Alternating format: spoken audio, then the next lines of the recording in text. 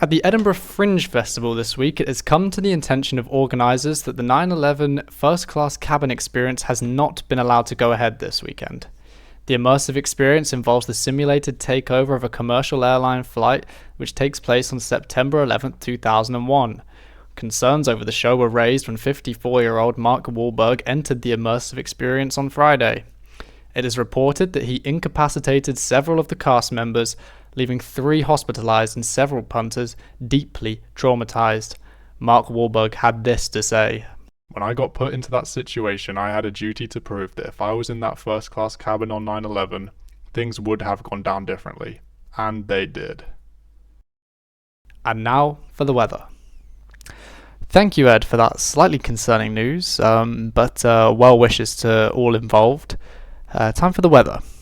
As you can see this week, we have a number of different coloured pixels dotted around Britain and Ireland.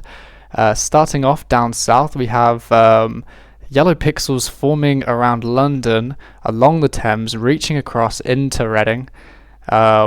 Bristol has a few red pixels indicating weather may be bad over there for the next 24 hours. And further to that, along the coast of Wales, we see a number of pixels of varying intensity. Moving now to the middle of the country, we see that some green pixels which would indicate a fair weather to come via Birmingham up through Sheffield, Leeds and Manchester. Scotland is looking very green tomorrow, but it's not all plain sailing. Looking across the Irish Sea, we can see trouble is at the border, and we don't mean EU regulations. It appears that there are a lot of yellow and red pixels between the Republic and the other bit of Ireland starting from tomorrow. Day 2's weather is a very different picture. As we can see here, a massive wave of blue is spanning the Isles. A large weather front moves to bisect the very nation. No, this is not a massive tsunami, this is instead a visualization of wind. If we could just zoom out quickly, we can see that the cause of this windy weather front is a mini hurricane just north of the Iberian Peninsula.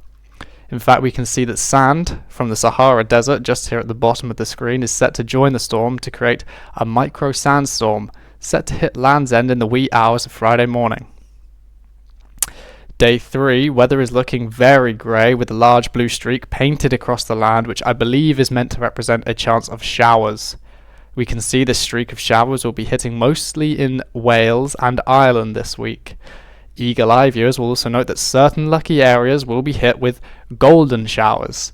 That's Bournemouth, Port Talbot, Pembroke, Barmouth and large swathes of County Mayo and Roscommon to be hit with golden showers this week.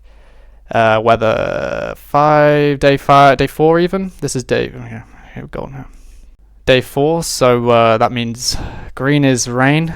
It's raining on some parts of the map. Day 5, I think you kind of get the picture. So that's the 5-day forecast for this week. We'll be right back with you after some messages from our sponsors. New from GML, the robotic feline cat. Have you ever wanted a cat of your own but have been turned off the idea by expensive vet bills and other such costs? Well, now you don't have to worry about that stuff because the robotic cat requires only one yearly maintenance visit. The self-cleaning robotic cat is powered using regular store-bought cat food and will poo real poo. Buy yours today, online. No verification needed because it's not a robot. It's not a real cat. Buy now, while stocks last. Terms and conditions apply and cat may be a real organical cat.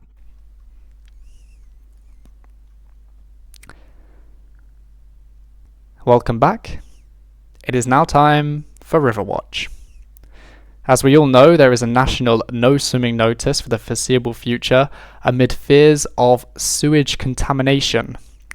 Here we can see satellite footage at the mouth of the River Esk near Carlisle, where 400,000 hours of sewage discharge has resulted in a severe risk to life for those nearby.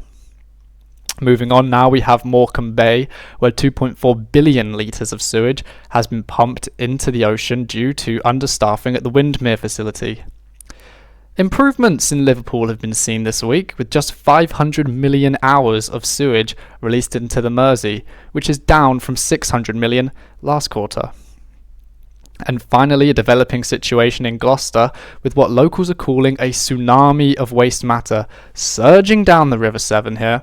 It is yet to be calculated the damages, but just 4 minutes standing by the bank of the Severn will induce migraines and almost instant death of small mammals and other wildlife.